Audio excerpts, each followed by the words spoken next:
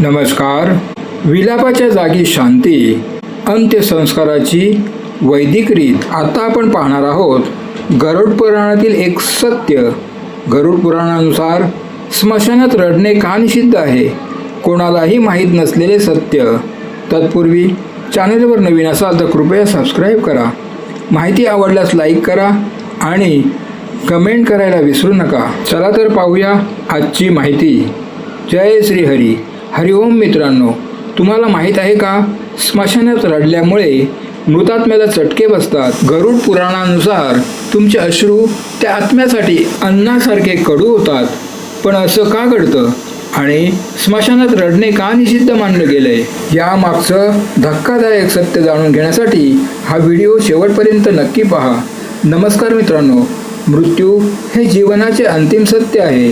हिंदू धर्मात गरुड पुराणाला मृत्यू आणि त्यानंतरच्या प्रवासाचा मार्गदर्शक मानले जाते. जेव्हा आपण आपल्या प्रिय व्यक्तीला निरोप देण्यासाठी स्मशानात जातो तेव्हा भावनांवर ताबा ठेवणं कठीण असतं, पण शास्त्रात स्मशानात विलाप करण्यास सक्त मनाई आहे. आजच्या या व्हिडिओमध्ये आपण गरुड पुराणानुसार अशा 5 कारणांचा उलगडा करणार आहोत ज्यामुळे स्मशानात रडणं हे मृतात्म्यासाठी आणि तुमच्यासाठी घातक ठरू शकतं. कारण नंबर 1, मृतात्म्याला होणारा त्रास. गरुड पुराणानुसार मृत्यूनंतरच्या सुरुवातीच्या काळात जीवनाचा प्रवास अत्यंत संवेदनशील असतो.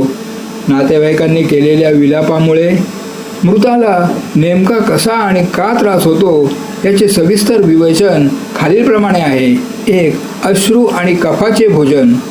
गरुड पुराणातील एका विशिष्ट श्लोकानुसार जेव्हा कुटुंबातील सदस्य शोकाकुल होऊन रडतात तेव्हा त्यांचे अश्रू आणि नाकातून निघणारा कफ हा मृतात्म्याला परलोकाच्या प्रवासात अन्न म्हणून स्वीकारावा लागतो.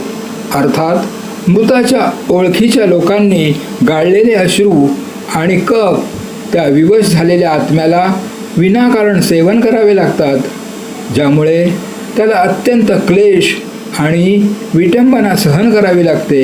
2. मार्गातील अडथळा आणि उष्णता. असे मानले जाते की नातेवाईकांचे रडणे हे प्रेताच्या मार्गात अडथळा निर्माण करते.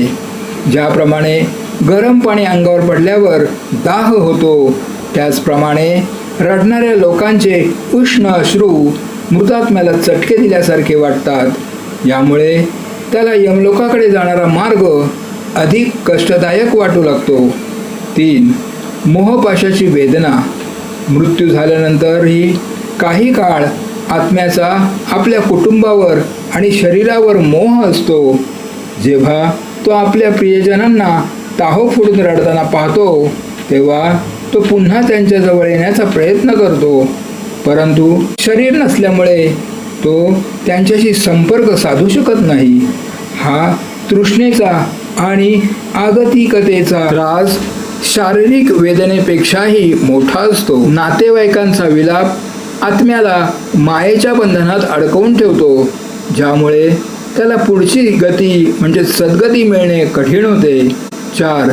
शांतीऐवजी अस्वस्थता. जीवाचा देह सुटल्यानंतर त्याला शांती आणि स्थिरतेची गरज असते. अशा वेळी जर वातावरणात फक्त आक्रोश आणि रडण्याचे आवाज असतील तर आत्म्याची अस्वस्थता वाढते.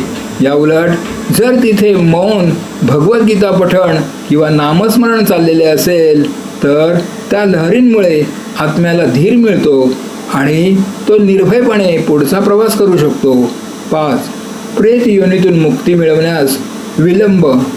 गरुड पुराण सांगते की जोपर्यंत कुटुंबातील लोकांचा शोक कमी होत नाही तोपर्यंत मृतात्मा प्रेत भावातच रेंगाळत राहतो. जोपर्यंत मोह आणि रडणे थांबत नाही तोपर्यंत त्याला पितृलोकात स्थान मिळण्यास अडचण येते.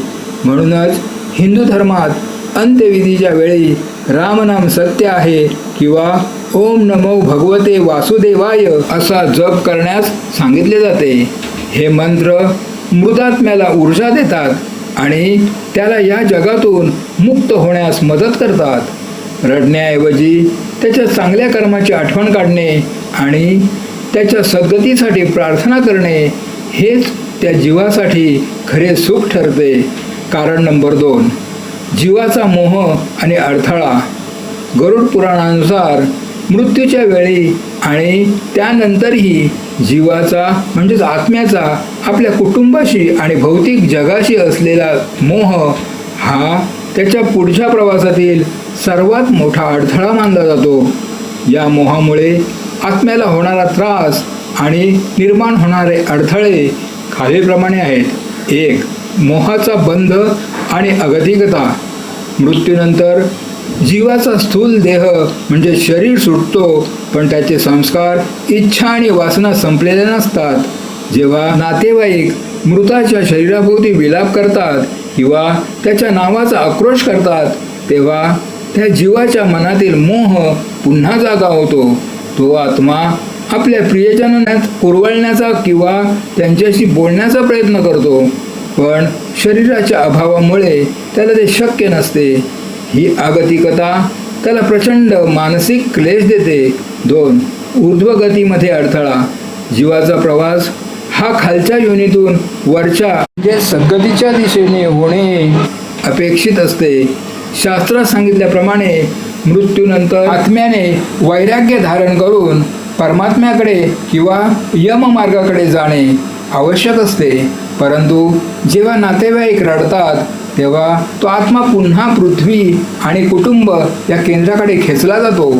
जसा एखादा पक्षी दोरीने बांधलेला असावा तसा तो जीव शोकाकुल नातेवाईकांच्या भावनांच्या पाशात अडकून पडतो. 3. प्रेतयोनीमध्ये अडकून पडणे. गरुड पुराणानुसार जर आत्म्याचा मोह सुटला नाही आणि तो सतत आपल्या घराभोवती किंवा नातेवाईकांभोवती रेंगाळत राहिला तर त्याला प्रेतयोनी प्राप्त होते.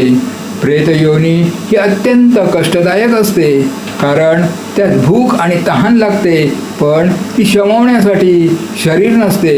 नातेवाईकांचा अतिशय विलाप आत्म्याला याच योनीमध्ये अधिक काळ अडकून ठेवण्यास कारणीभूत ठरू शकतो. 4. प्रवासासाठी लागणारी ऊर्जा क्षीण होणे. परलोकांचा प्रवास हा दीर्घ आणि कठीण असतो. या प्रवासासाठी आत्म्याला पुण्य आणि शांती या ऊर्जेची गरज असते. जेव्हा वातावरणात फक्त शोक आणि रडणे असते तेव्हा तिथे नकारात्मक ऊर्जा निर्माण होते. यामुळे आत्म्याचे मन विचलित होते आणि त्याला यममार्गावर चालण्यासाठी लागणारे धैर्य मिळत नाही. या उलट जिथे धीर आणि नामस्मरण असते तिथे आत्म्याला एक प्रकारचे बळ प्राप्त होते. 5. कर्मबंधातून मुक्ती मिळण्यास अडचण.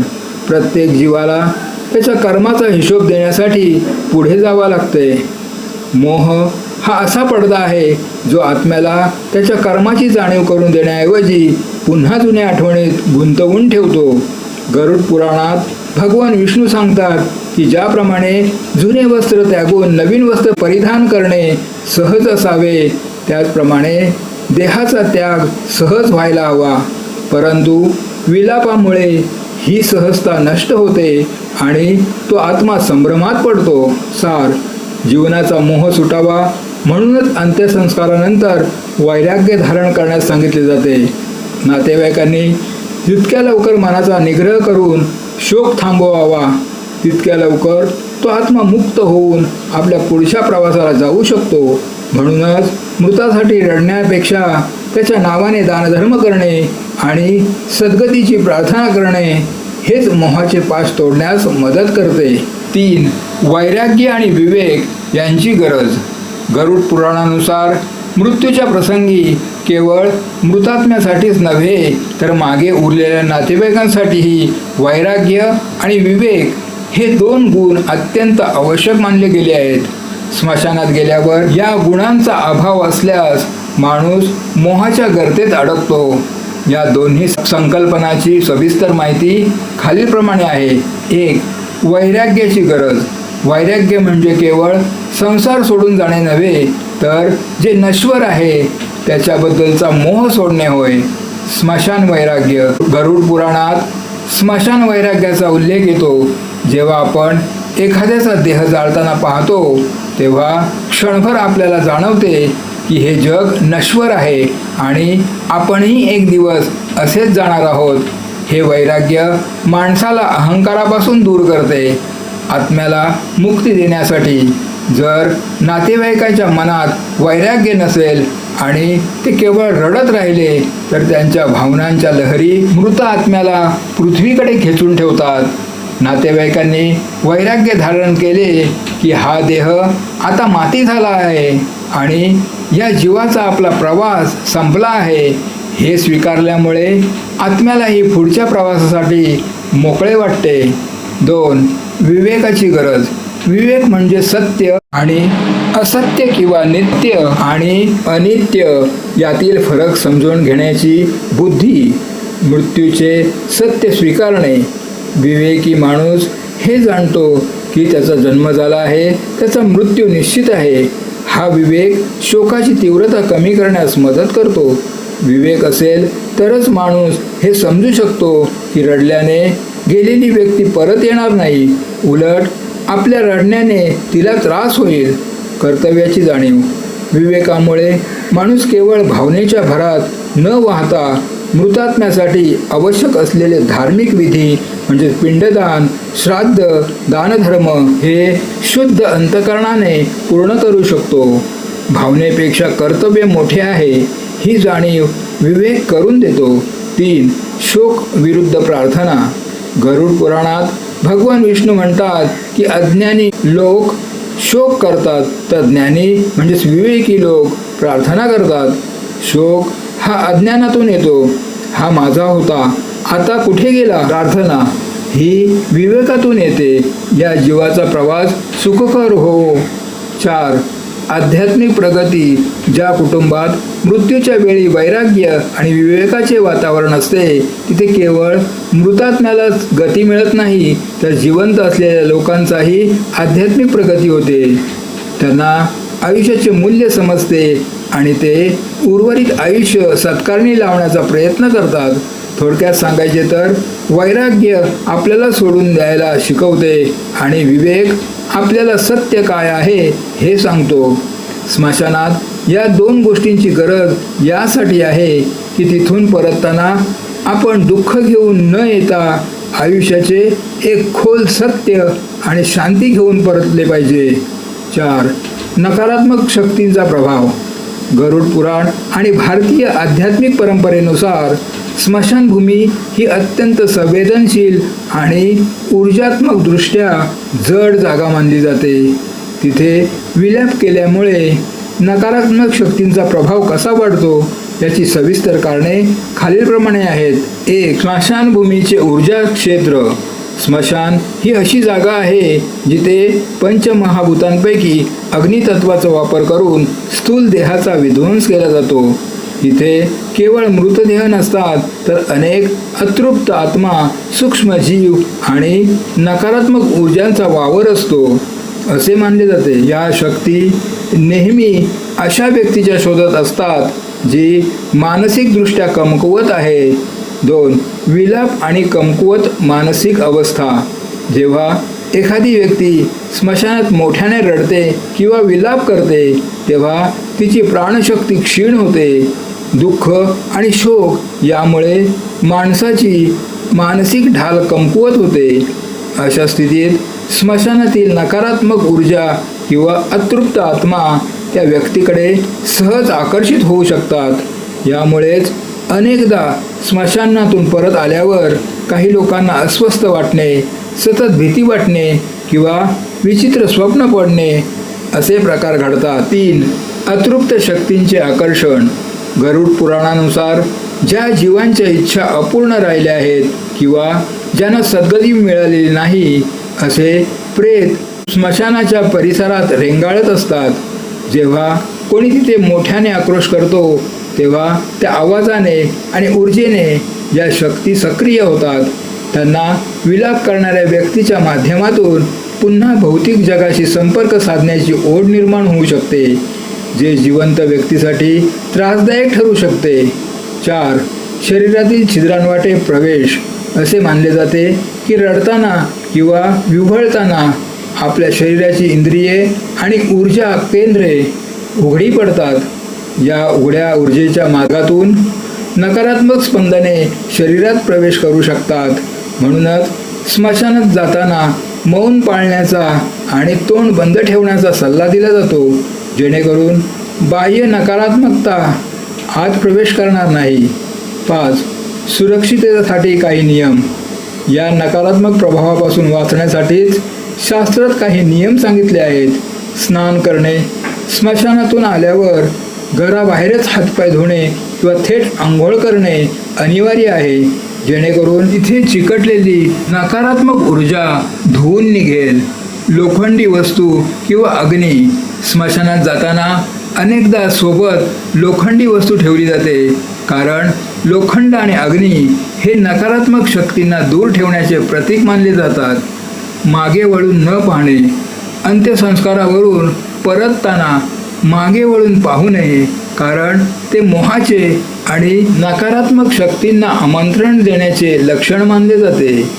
स्मशानातील विलाप हा केवळ मृतात्म्याला त्रास देत नाही, तर विलाप करणाऱ्या व्यक्तीलाही आध्यात्मिक आणि मानसिक दृष्ट्या असुरक्षित बनवतो. म्हणूनच तिथे शांत राहून स्वतःच्या मनावर ताबा मिळवून केवळ मृताच्या कल्याणाचा विचार करणे हे सुरक्षिततेच्या दृष्टीने महत्त्वाचे असते. 5. व्यावहारिक आणि सामाजिक पैलू. गरुड पुराणानुसार स्मशानात विलाप न करण्यामागे केवळ धार्मिकच नव्हे, तर अत्यंत महत्त्वाचे व्यावहारिक आणि सामाजिक पैलू देखील आहेत. हे पैलू समाजातील सुव्यवस्था आणि व्यक्तींचे मानसिक आरोग्य टिकवून ठेवण्यासाठी आवश्यक मानले जातात. 1. अंत्यविधीतील गांभीर्य आणि शिस्त. अंत्यसंस्कार ही एक अंतिम आणि अत्यंत पवित्र विधी म्हणजे संस्कार मानली जाते. ज्याप्रमाणे आपण शुभ कार्यात शिस्त पाळतो, त्याचप्रमाणे या विधीतही गांभीर्य राखणे आवश्यक असते.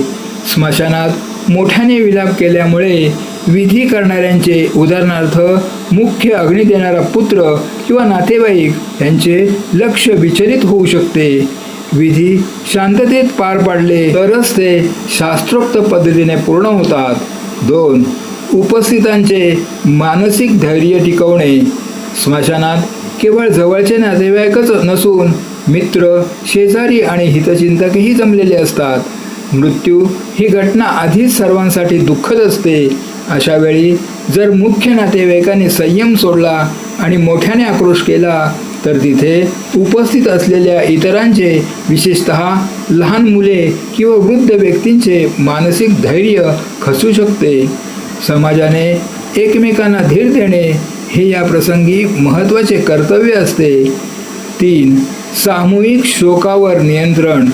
जर प्रत्येकाने आपल्या दुःखाचा अतिरेक केला तर स्मशानातील वातावरण अतिशय भयावह आणि असह्य होऊ शकते. विलाप करण्याऐवजी शांत राहिल्याने एक प्रकारचे सामूहिक मौन पाळले जाते, जे सर्वांना त्या दुःखातून सावरण्यास मदत करते. हे सामाजिक स्थैर्यासाठी आवश्यक आहे. 4. आरोग्यावर होणारा परिणाम. अतिशय विलाप केल्याने रडणाऱ्या व्यक्तीच्या शरीरावर विपरीत परिणाम होतात. BP म्हणजेच रक्तदाब वाढणे, चक्कर येणे किंवा बेशुद्ध पडणे असे प्रकार घडू शकतात. स्मशानासारख्या ठिकाणी जिथे आधीच धूर आणि उष्णता असते, तिथे आरोग्याच्या तक्रारी उद्भवू नयेत, हा त्यामागील एक व्यावहारिक विचार आहे. 5. निरोप देण्याची सन्माननीय पद्धत. ज्या व्यक्तीने आपले आयुष्य पूर्ण केले आहे, तिला निरोप देताना तो सन्मानाने असावा. विलाप आणि आक्रोश हे आगतिकतेचे लक्षण आहे, तर शांतता आणि प्रार्थना हे सन्मानाचे लक्षण आहे. त्या व्यक्तीच्या आठवणी मनात जपून तिला शांतपणे निरोप देणे हे सामाजिकदृष्ट्या अधिक सुसंस्कृत मानले जाते. 6. जीवनाची क्षणभंगुरता स्वीकारणे. व्यावहारिकदृष्ट्या स्मशान हे एक शिक्षण केंद्र आहे. तिथे शांत राहिल्यामुळेच माणसाला जीवनाच्या नश्वरतेवर विचार करण्याची संधी मिळते. जर माणूस रडण्यातच मग्न राहिला तर त्याला मृत्यूने दिलेला आयुष्य नीट जगण्याचा संदेश कधीच उमजणार नाही. गरुड पुराणानुसार विलाप न करणे हे नातेवाईकांच्या मानसिक आरोग्यासाठी आणि समाजाच्या नैतिक धैर्यासाठी अत्यंत आवश्यक आहे. शोकाचे रूपांतर प्रार्थनेत करणे हेच खऱ्या अर्थाने व्यावहारिक शहाणपणा आहे. थोडक्यात सांगायचे तर गरुड पुराणात म्हटले आहे की जसा पाऊस जमिनीवर पडतो तसे नातेवाईकांचे अश्रू मृतात्म्याला जाळतात. त्यामुळे मृताच्या कल्याणासाठी आणि त्याच्या आत्म्याला शांती मिळण्यासाठी संयम बाळगून नामस्मरण करण्याचा सल्ला दिला जातो. तर मित्रांनो, गरुड पुराणातील या गोष्टी आपल्याला शिकवतात की मृत्यू हा अंत नसून तो एका नवीन प्रवासाची सुरुवात आहे. आपल्या प्रियजनांच्या आत्म्याला शांती मिळावी असं वाटत असेल तर विलाप करण्यापेक्षा त्यांच्यासाठी प्रार्थना करणे आणि नामस्मरण करणं हाच श्रेष्ठ मार्ग आहे. कारण तुमची शांतता त्यांना मोक्ष मिळवून देण्यासाठी मदत करते. तुम्हाला ही माहिती कशी वाटली कमेंट्समध्ये ओम शांती नक्की लिहा आणि अशाच आध्यात्मिक माहितीसाठी आपल्या चॅनलला सबस्क्राईब करायला विसरू नका. धन्यवाद. जय हिंद, जय महाराष्ट्र.